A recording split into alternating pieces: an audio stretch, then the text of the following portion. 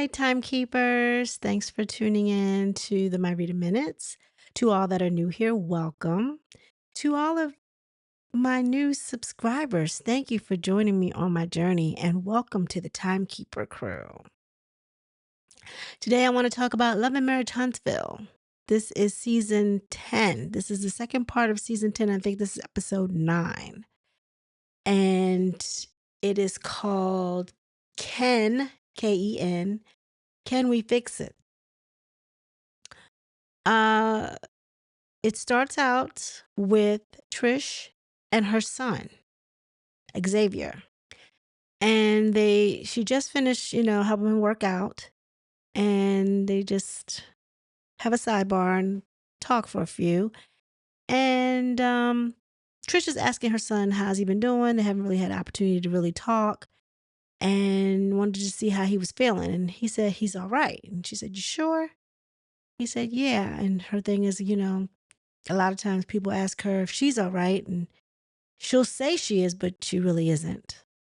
And so he proceeds to say, he just chooses not to be sad. He doesn't want to be sad. He doesn't want to be depressed based on the environment, like what's going on. He said he doesn't like it when they fight. He doesn't like it when negative things are said about her. And he doesn't like it when things are said about his dad. And he let her know that, it's not just you I'm telling this to. I told dad the same thing. He said, even Ken, he said, I don't like it when you all fight. And he said he just chooses not to be sad about it. And he doesn't like it, the atmosphere. And they do a flashback back to when Marquez and Ken got into a little altercation. And he was just basically telling his mother, doesn't like the atmosphere. And her thing is like, you're right, son. You're absolutely right. And we will try to fix it. Her son has more sense. This is my feeling, y'all. Her son has more sense than she does. He is very articulate. He communicated to his mother what he was feeling. And he even said it. It's all about communication, Ma. It's all about communication. All we need to do is communicate. His mother doesn't know how to do that. The whole time he was talking to her, she was looking straight at the floor. It's like she can't even look her son square in the eye. He's looking at her like, like he adores her. You can see that's his mom. But she can't even look at him. And sometimes, it comes from the mouth of babes, they say, right? He has more sense than both his mother and his father and his father like figure. He basically told her that they're gonna get through this. She told him that she had his back, and he came back and says, I got yours too. It was a cute little moment. I like Xavier. He seems like a nice young man. Unfortunately, you're not dealt the parents that you might always want to be dealt with. I think I got the perfect mother, but my father, would I trade him? Maybe in certain situations, but for the most part, no, I wouldn't have traded my father either, because I wouldn't be who I am if it wasn't for him. Anyway, let's move on. Next scene. Nell and Chris, they are sitting down having their coffee, and Nell just springs it on Chris that Destiny is now interested in dating Twan. And Christopher is like, what? She said, yeah. And Nell said, I told Lance I wasn't for that. It was like against it. Um, and Lance was like, why? He said, I gave her my blessing. And Christopher's like, how in the heck did that transpire? And so Nell said, well, I don't know. Maybe it's a form of guilt because he had a baby. She said, I don't know if guilt is the right word. And Chris says, well, I wouldn't know if it's guilt. Maybe it's pettiness on Destiny's part. Like, you went out and had a baby. Well, I'm going to date your friend or whatever. And she said, well, I don't know. She said, but I really ain't, for it. But, she said she had met with Destiny to see where they were in their relationship because, Destiny said that she had to reevaluate their relationship. And so she went to see where they stood and she felt some way because Letitia Scott told Destiny that Nell already knew about the baby coming, and which she said wasn't so. And so she said she thinks her and Destiny will be okay. She said, but she thought at one time her and Letitia would be okay. She said, but she still seems to be running her mouth. So she said she really doesn't know who she's cool with in the group. So that was the end of that. So the next scene was with Destiny and Twan. And she said she wanted to meet him for business reasons. But at the same time, she thought that she would talk to him on a more casual basis. She found out that he had asked about her through Trish. He asked about her or something like that. And he said he didn't remember asking, but he could have. She said she did talk to Lance about um, the fact that he had asked about her and that she was going to inquire and find out where that was going to go. She said, but that's when she found out that that was Lance's godbrother.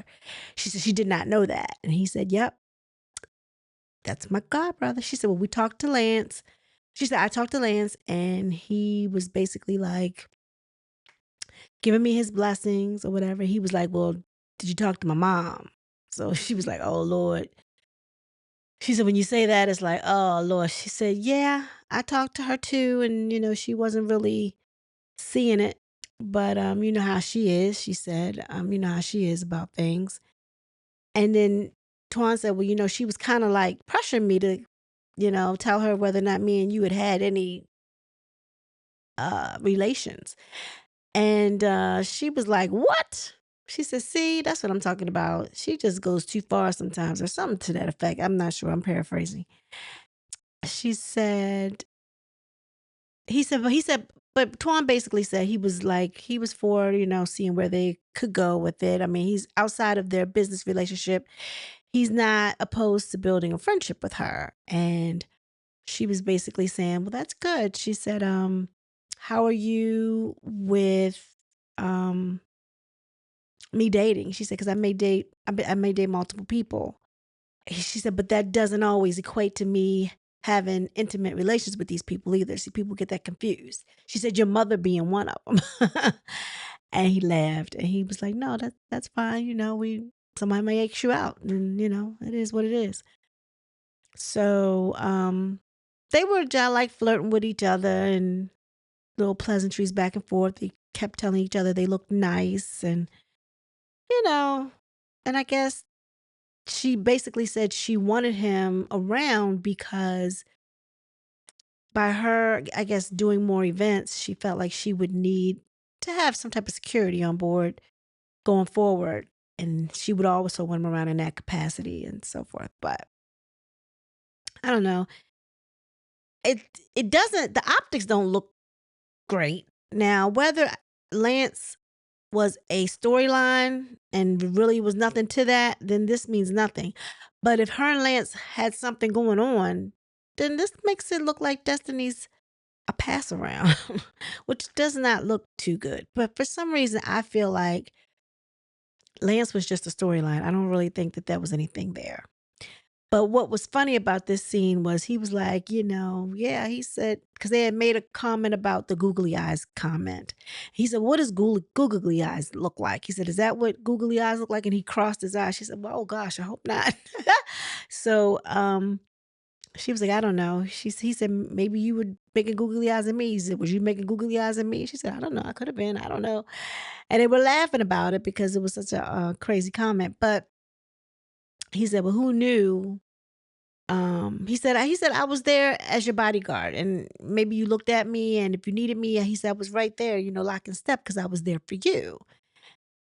He said, but who knew that I would be sitting here in this capacity, with Destiny Patton. Not Destiny Patton. Anyway, she did her confessional. She was like, Peyton, she said, but I'm not concerned. She said, because for the longest time, she said she didn't even know his name. He was just a bodyguard. So, anyway, and that was the end of that scene. So, the next scene is Trish and Ken. Trish basically says that she doesn't like seeing her baby Xavier upset.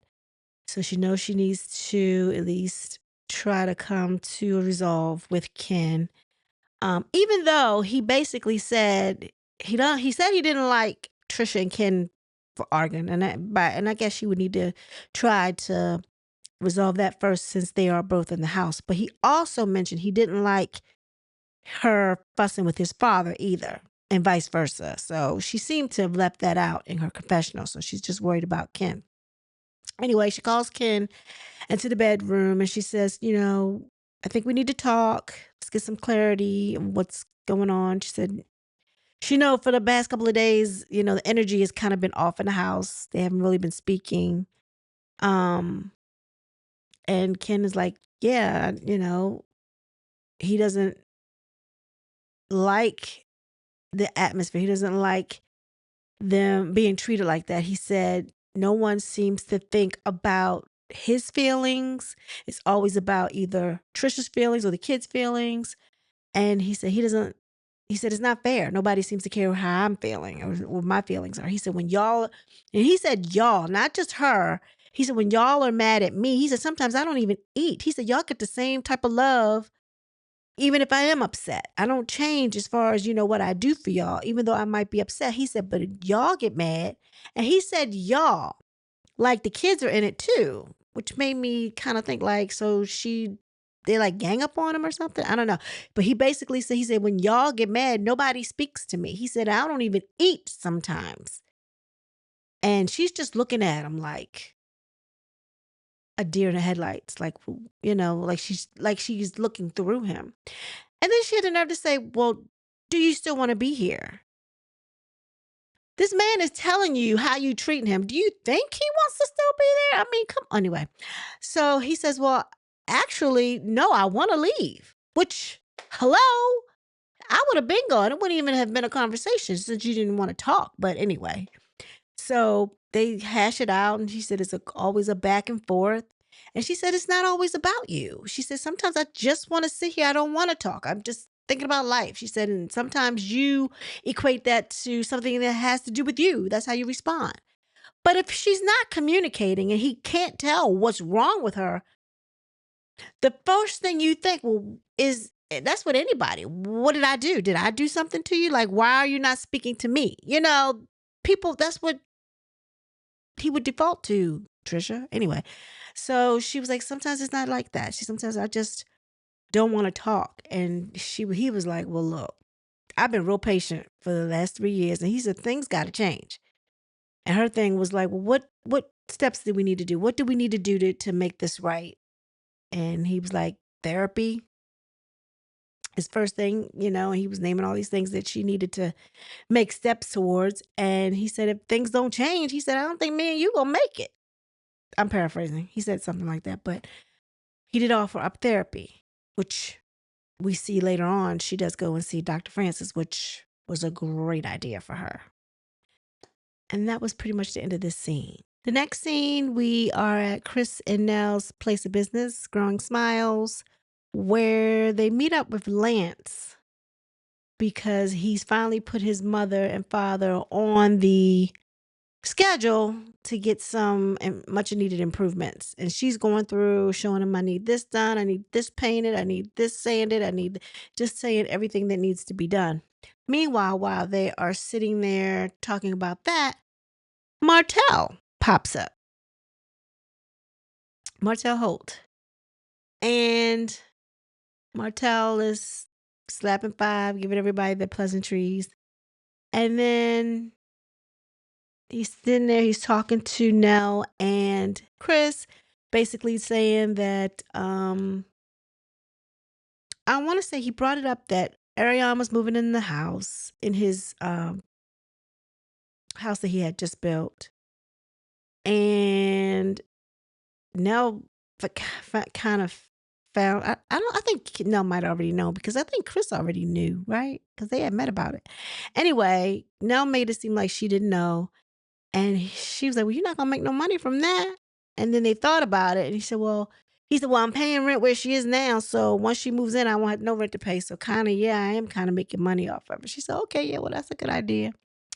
And then exposes that he talks about the conversation that him and Marceau had, which they agreed not to talk about each other anymore, to try to, move forward. And neither one of them would have anything else to say about the other. Chris said, "Well, where does that leave Tisha and Ariane?" He said, "Well, they're going to have to talk." And he said, "Yeah, I guess they're going to have to talk." Now, tell me, when is that going to happen? Are they bringing Ariane on the show to talk to Tisha? Is Tisha going to have a scene with Ariane? That's going to be the most watched scene, only because we want to see how she acts on film. But they're going to edit it probably to the point where, I don't know, it's not going to show her in a good light. That's just how I feel, because these producers can become kind of crabballish. But if they were against Melody too, which they could have been, then maybe they'll show in a good light. Who knows? But it's interesting that he said, "Well, Ariane's gonna have to talk to Letitia." Okay, that should be interesting. Anyway, they go on and they say we all need to get together and like maybe have a game night so we can all like get together. So Martell looks at Nell and says, "Well, did you and Letitia figure out what y'all got going on?" She said, "What we got going on? We ain't got nothing going on." She said, "Only thing I told her is keep my name out her mouth." And so they laughed about it, but that was basically it. And then the last scene was Trish and Dr. Francis.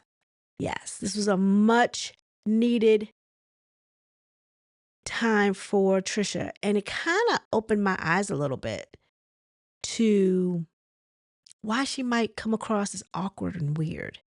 And I'm going to stop calling her weird because obviously she's dealing with some trauma. I understand that she lost her parents 7 months apart, and then her sister not too long or afterwards, and her sister passed away in her arms. And she tried to breathe life back into her, so evidently she was given to her CPR. That in itself has to be very, very traumatizing. Not just losing both your parents within the same 12 months period. Then you lost your sister. And she made a comment to Dr. Francis that when her father died, they all felt like they lost their drill sergeant. More than likely, he was the patriarch of the family. And sometimes when that patriarch or that matriarch moves on to the other world, families sometimes fall apart. And where you may have come together because that was the glue to your family. As soon as that glue is gone, then everybody's separate and they pretty much go their separate ways. And I've seen that happen in a lot of families. It happened in mine, where my grandmother was the matriarch. And we all went home for Christmas. We all got together. Thanksgiving, the bigger holidays, her birthday, things like that. Mother's Day, we were there. And then as soon as she passed on, all of those things went away. Like the families were still there, but they started doing their own thing. And obviously we were only coming together because of the patriarch. Well, that's what it seems like may have happened to Trish. Because she said it was like they all lost their drill sergeant. Like he was gone. And then she basically said, so Dr. Francis is a drill sergeant. So he was in the military. She said, yeah, he was ex-military. And I think he asked her, was she like him? She said, I try to be like him every day. So she emulated her dad. And she said when she lost her parents and her sister, she said the other support system that she thought she had also went away, which was her ex-husband, Marquez. And he talks about how he moves on to Atlanta and like left her. So she didn't have any support. And she was traumatized. And her thing now is that she doesn't want to get close to anybody else. That's what her whole big deal is, I feel like, with being in a committed relationship. It makes a lot of sense why she may not want to marry Ken or get close to him. I mean, it looks like she's treating him bad, but obviously she's pushing him away. Unbeknownst to her, it's probably all of everything that she's been through. And it makes sense. It makes sense to me if this isn't truly what she feels. She doesn't want to commit. She doesn't want to be emotionally tied to anybody because the loss is so painful. And I can equate that to a degree. I mean, I think I'm mature enough to know that life happens. And yes, it's going to hurt. You cannot prepare yourself for that day. It's going to hurt when your dad or your mom, whoever that's very, very close to you, your significant other, passes on. That's just life. And it is going to hurt. And there's no way to prevent that but to keep people away from you, to not be close to anybody. And that's why she acts the way she acts. It does explain a lot. I have to say, this was an eye-opener to me. Hopefully it was an eye-opener to her. And hopefully this is not the first of the last sessions with Dr. Francis. I feel like Ken needs to go to see Dr. Francis to see what's wrong with him, because what makes him want to be the savior of these types of women? According to his buddy Will, he wants to always save somebody. He has that saving mentality, spirit. And he feels like he can come in and save the day. There's something wrong with that too, honestly, because you can't be end all be all to everyone. That's just not a thing. Anyway, so she looks like by the end of this session, I mean, he asked her some thoughtful questions, thought-provoking questions. And it looks like he might have made a breakthrough with her. And it'll be interesting how it picks up next week, because I think this is how it went off. Also, I want to bring to y'all attention her outfit. Her outfit are pants. Her top is a pant. And they made sleeves down the side. I saw it when she walked in because it looks like it's an off-the-shoulder type top. And the pockets to the back of the pants are on her shoulder blades. And the front of it is like the buttons to the pants. So someone made a top out of pants. And then it's crazy. I don't know if this is a one piece or two pieces, but it's crazy looking, isn't it? Anyway. Yeah, so that's basically it, y'all. Tell me what you think. Leave in the comments how you feel about this first episode coming back to Love and Marriage Huntsville. It'll be interesting. I guess they have 8 more episodes and then the reunion. So let's see how this all pans out going forward. Please like, share, and subscribe.